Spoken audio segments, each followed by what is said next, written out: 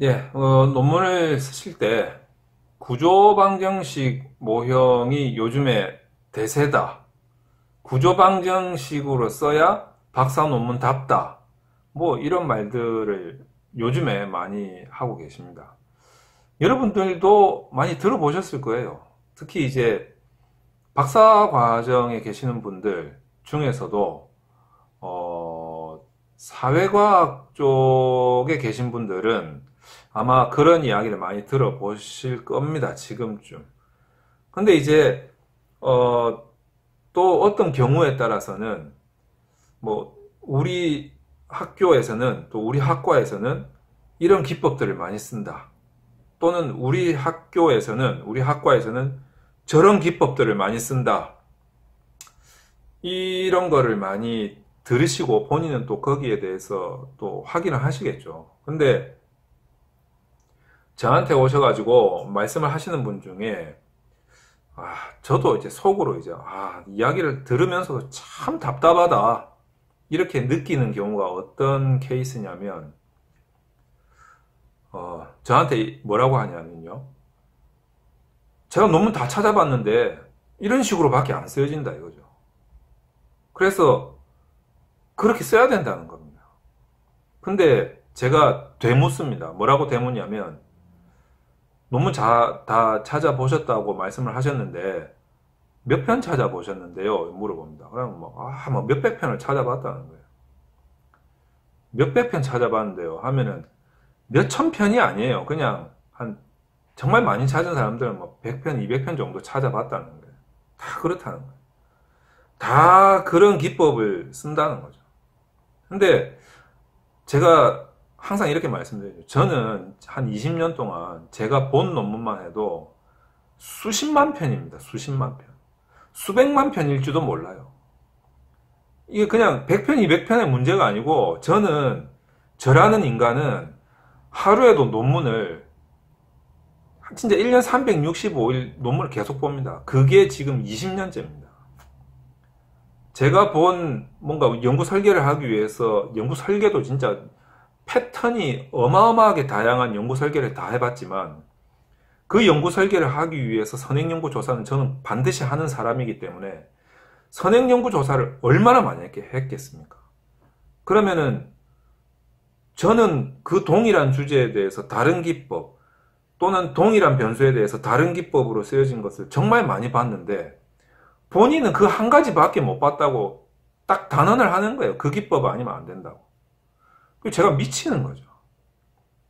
나는 수십만 편을 봤는데 나는 그렇게 생각을 안 한다고 이렇게 이야기를 해도 본인의 그 편협한 시각에서 벗어나지를 못하는 거예요. 그러니까 저는 얼마나 답답하겠습니까? 근데 더 참 기가 찬 거는 뭐냐면 그 지도 교수님도 그렇게 생각을 하시는 거예요. 그러니까 지도 교수님은 적어도 뭐 한 몇만 편은 보신 분이실 텐데 정말 답답한 때가 한두 번이 아닙니다. 그래서 여러분이 어떻게 생각을 하셔야 되냐면 구조방정식이다. 그러면 이제 구조방정식 안에도 뭐 이런 모델, 이런 모델, 이런 모델, 이런 모델 또는 이런 기법, 이런 기법, 이런 기법, 이런 기법이 있고 그 기법 중에서도 그 기법을 해결하기 위해서 이런 방식, 저런 방식, 요런 방식, 요런 방식 이렇게 있단 말이죠. 여러분들이 많이 아는 APIM 분석, 그 자기 효과, 상대방 효과, 이 구조 방정식 모델로 푼단 말이죠. 그러면 자기 효과, 상대방 효과가 그냥 구조 방정식, 구조 모델로만 해도 명확하게 드러난다면 굳이 등가제약 모델 할 필요가 없거든요. 그런데 등가제약 모델은 무조건 해야 된다는 거지. 그러면 그 등가제약 모델 하자 이거죠. 그것도 묘미입니다. 묘미. APIM 모델의 묘미죠. 그럼 등가제약 모델을 하면 등가제약 모델을 하는 방법도 몇 가지가 있어요. 그런데 첫 번째는 뭐냐면 등가제약 모델을 무조건 해야 된다. 안 해도 그게 자기효과 상대방 효과가 정확하게 드러나면 괜찮거든요. 근데 뭐 더 확실하게 보기 위해서 아니면 이제 그게 또 묘미이긴 하기 때문에 등가제약 모델을 하자. 그러면 요런 방법이 있다면 요 방법으로 해도 돼요. 그럼에도 불구하고 무조건 요 방법 써야 된다는 거지. 이 방법 안 쓰면 안 된다는 거지. 사실 요 방법을 써도 되거든요. 그러니까 그런 게 이제 말이 안 통하는 거죠. 커뮤니케이션이 안 돼요. 그러니까 자기가 아는 것만 기법이라고 생각하는 거죠. 근데 요 기법들이 자, 요렇게 지금 세 개가 있다고 칩시다. 요 기법들이 지금 이 순간에도 지금 뭐 어느 나라, 어느 학교에서, 어느 대학교에서 어떤 교수팀에 의해서 요 기법이 또 만들어지고 있는 거라. 내일은 요 기법이 만들어져요. 논문이 나온다니까, 이런 것들이. 그래서 만약에 이런 것들이 논문에서 나와서 하나가 히트를 쳤어요. 이것도 약간 유행가하고 비슷해. 히트를 쳐.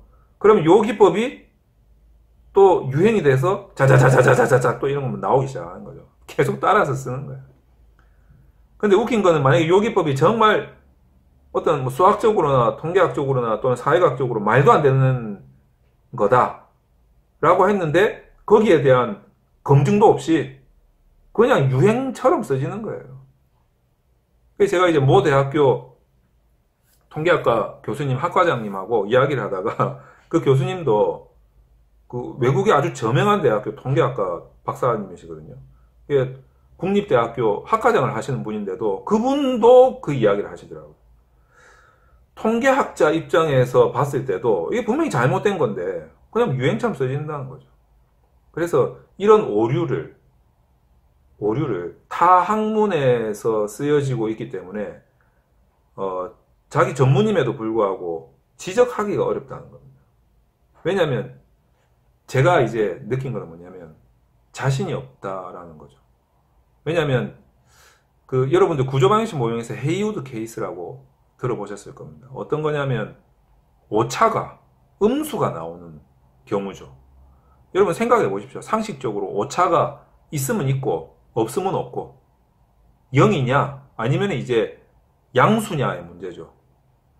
오차는 음수가 나올 수가 없어요. 그런데 수학적으로는 나올 수가 있거든요. 계산을 하다 보면. 상식적으로는 예를 들면 사회과학적으로는 나올 수가 없어요. 그러나 수학적으로는 나올 수 있어요.